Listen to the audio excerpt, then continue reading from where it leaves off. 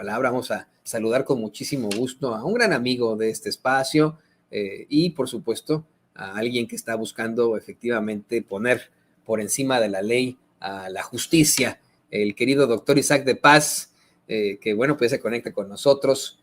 Doctor, ¿cómo estás? Bienvenido a Con Toño Ruiz. Creo que está cerrado el micrófono, Doc. Se quedó cerrado por ahí el micrófono.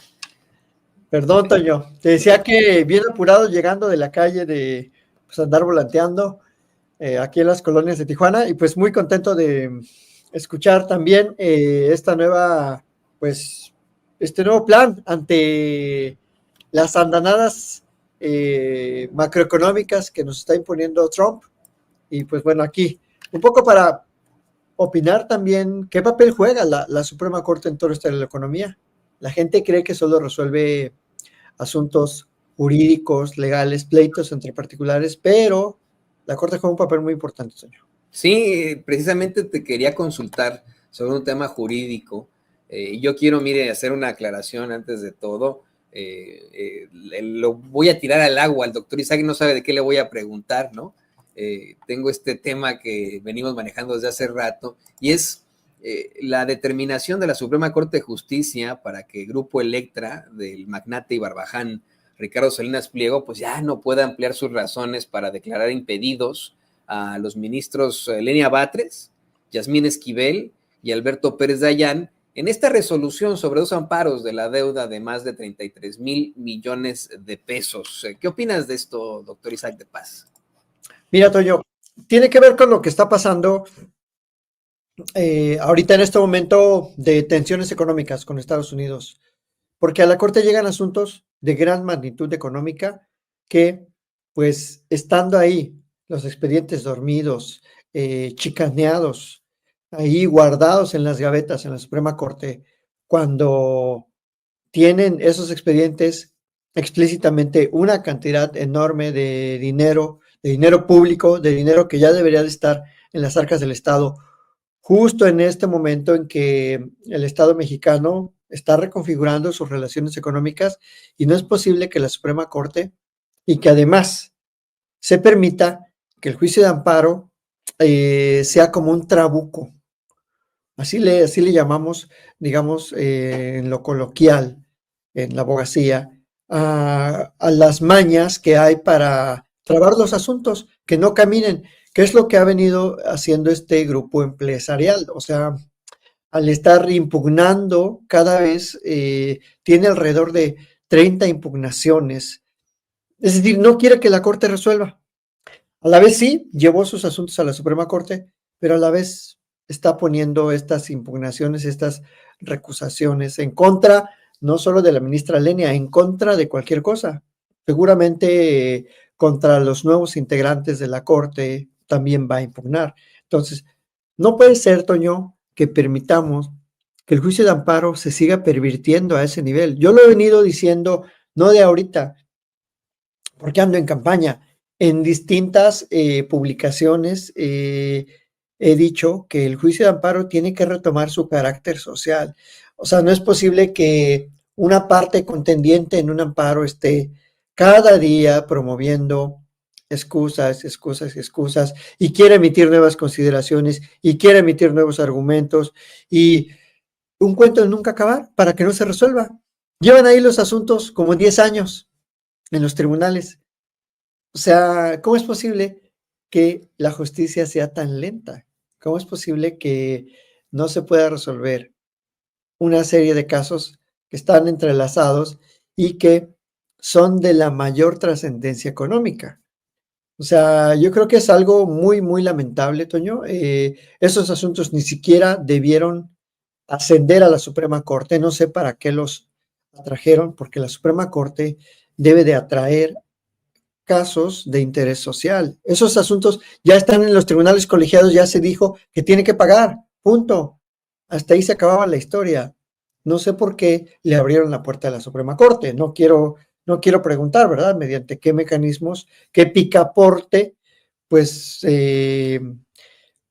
accedió a que esos asuntos llegaran al Pleno y luego de que llegaran al Pleno, pues hay que se queden.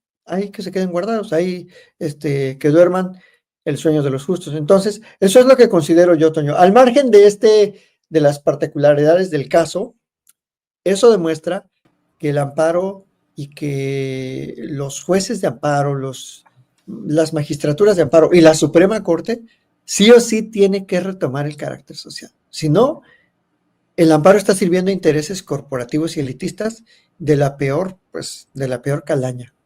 El interés público, fíjate, es un concepto que queremos desarrollar aquí con Toño Ruiz ampliamente. Ahorita te voy a hacer algunos planteamientos sobre ese interés público, pero antes, ¿por qué no nos cuentas, aprovechando, ¿no?, que estamos también hablando de cuestiones económicas y que la doctora Claudia Sheinbaum, presidenta de México, acaba de presentar el Plan México? ¿Qué papel juega la Suprema Corte de Justicia precisamente en ese Plan México, doctor? Mira, Toño, algo de lo que no ha jugado la Suprema Corte es desde las posturas soberanistas económicas nacionales, las ha hecho a un lado.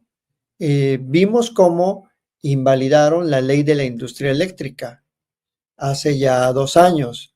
De ahí surge el Plan C, el Plan B y el Plan C, porque a pesar de las reformas legales que se hicieron para proteger el patrimonio nacional, Toño, o sea, la capacidad de la Comisión Federal de Electricidad para seguir generando y poner en circulación en las líneas, en sus propias líneas que constituyen las líneas públicas de transmisión de todo el servicio de energía eléctrica, la Corte dijo que no, que la CFE no tenía ese derecho, que ese derecho lo tenían los particulares primero, para que la CFE estuviera obligada a comprarles la energía. Entonces, esto lo dijo la Suprema Corte, sin tener en cuenta lo que ya mencionas tú, o sea, el interés de la nación. En la nación solo tenemos, por desgracia, una empresa pública. Y digo por desgracia porque teníamos dos. Teníamos Luz y Fuerza del Centro. Y en el Calderonato, junto con ese señor que le dicen, ¿cómo le dicen? El saco de no sé qué, ¿no? Como de una secreción o de una excreción, no me acuerdo bien. Pero extinguieron al sindicato de Luz y Fuerza del Centro, porque extinguieron a Luz y Fuerza del Centro, a la empresa, la finiquitaron, mandaron a la calle a 44,000 trabajadores. Y la Corte negó la procedencia de los amparos.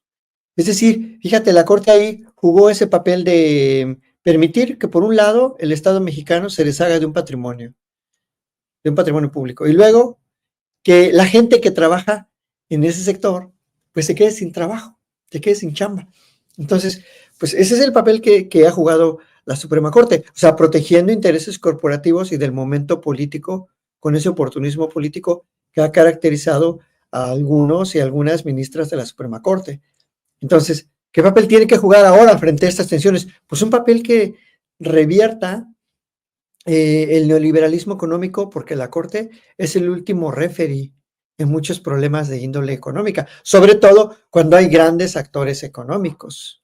O sea, y actores económicos no solo los típicos, los conocidos, o sea, las empresas nacionales, sino otros actores emergentes del ámbito incluso de la delincuencia económica transnacional, Toño.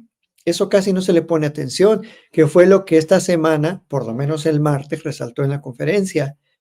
El infame papel que están jugando también el amparo para permitir el lavado de dinero, para facilitar el flujo de dinero. Ya la UIF quedó así, mira, quedó amarrada la UIF, porque ya le dijeron en amparo, ni siquiera se lo dijeron bien, pero sí la obligan desde el principio con las suspensiones a no meterse, a no bloquear, a no poner en la lista de personas de alto riesgo con operaciones económicas altísimas, riesgosas.